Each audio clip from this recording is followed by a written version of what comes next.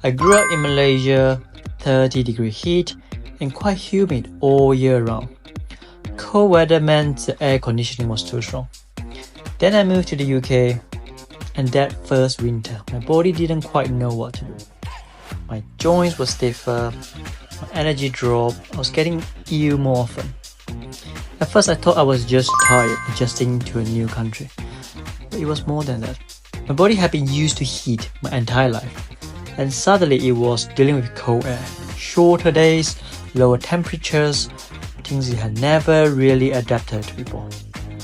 That experience completely changed how I see cold, not as something extreme, but as something your body has to deal with anyway, especially in the UK. So today I want to break this down simply, how we use cold in physio, what actually happens to your body, and how cold seasons and your immune system are all connected. Let's start with how we actually use cold in practice. In physio, cold isn't about ice bath, it's about managing swelling after injury. If you sprain your ankle or injure a joint, your body sends fluid to the area. That's part of the healing. But too much swelling creates pressure, as it limits movement, increases pain, and slows things down. So cold helps by triggering blood vessels constriction. This reduces fluid buildup and keeps swelling under control earlier. Why cold feels different for some people? This is the part that often overlooked. Cold exposure isn't just something you choose, it's something your body deals with every winter. But how strongly you feel, it depends on your baseline. For me, growing up in Malaysia, my body was great at handling heat, but not trained for cold. So when I came to the UK, winter felt intense, not just mentally, but physically.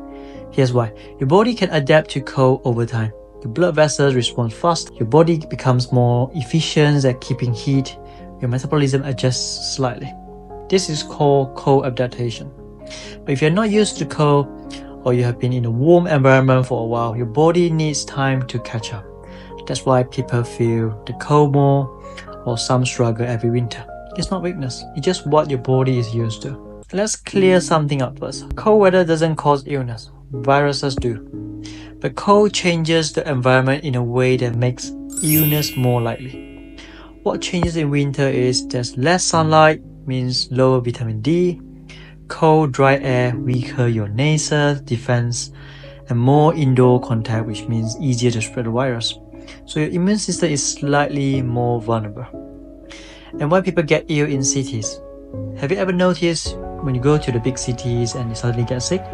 It's not random, it's because cities means high exposure.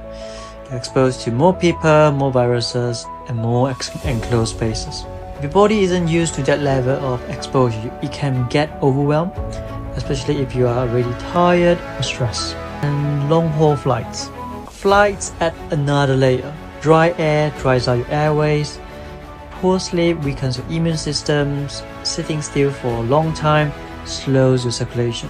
So when you land and go straight into a busy environment, your system is already under pressure. And if you want to learn more, please check out these videos. That's why people often get ill after travel.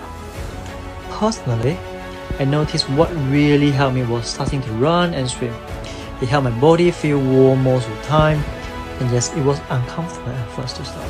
But once you get used to it, it just feels amazing. It becomes almost addictive.